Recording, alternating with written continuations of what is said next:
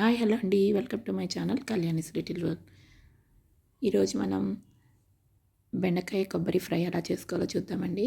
దానికి కావాల్సిన పదార్థాలు చేసే ప్రాసెస్ చూసే ముందుగా నా ఛానల్ ఎవరైనా కొత్తగా చూస్తున్నట్లయితే ప్లీజ్ లైక్ చేయండి, సబ్స్క్రైబ్ చేయండి, బెల్ ఐకాన్ క్లిక్ చేసి నన్ను సపోర్ట్ చేయండి ఫ్రెండ్స్.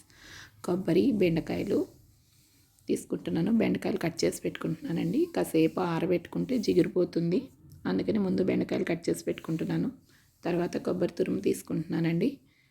కొబ్బరి తురుము తీసుకున్న తర్వాత దాన్ని బాణీలో డ్రై రోస్ట్ చేసుకుని పక్కకు తీసుకోవాలి. జీడిపప్పు పల్లీలు కూడా వేయించి పక్కకు పెట్టుకున్నాను. బెండకాయలు కూడా ఆరిపోయినాయి. స్టవ్ వెలిగించి బాణీ పెట్టుకుని ఆయిల్ పోసుకుని ఆయిల్ హీట్ అయిన తర్వాత పోపు దినుసులు యాడ్ చేసుకోవాలండి. శనగపప్పు, మినపప్పు, ఆవాలు, జీలకర్ర, వెల్లుల్లి, కరివేపాకు, ఎండుమిర్చి వేసి పోపు బాగా వేగిన తర్వాత కట్ చేసి ఆరబెట్టుకున్న బెండకాయ ముక్కలను కూడా వేసుకోవాలండి. వేసుకొని సిమ్లో పెట్టి వేయించుకోవాలి.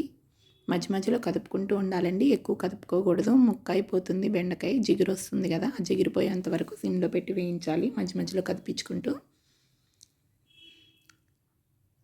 చూడండి, చాలా వరకు వేగిపోయింది. ఇప్పుడు ఉప్పు పసుపు యాడ్ చేయాలండి.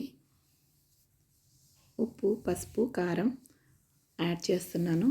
పసుపు, ఉప్పు వేసి కొంతసేపు వేగించుకున్న తర్వాత అప్పుడు కారం యాడ్ చేసుకుంటే బాగుంటుందండి. కొంతసేపు కలిపి వేయించుకున్నాను. ఇప్పుడు కారం యాడ్ చేస్తున్నాను. కారం వేసుకుని ఒకసారి కదుపుకొని మరికొంతసేపు వేయించుకోవాలండి.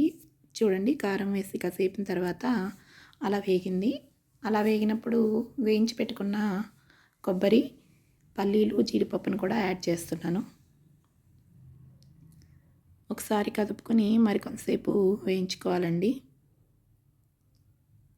కొబ్బరి కూడా కొంతసేపు వేగాలి.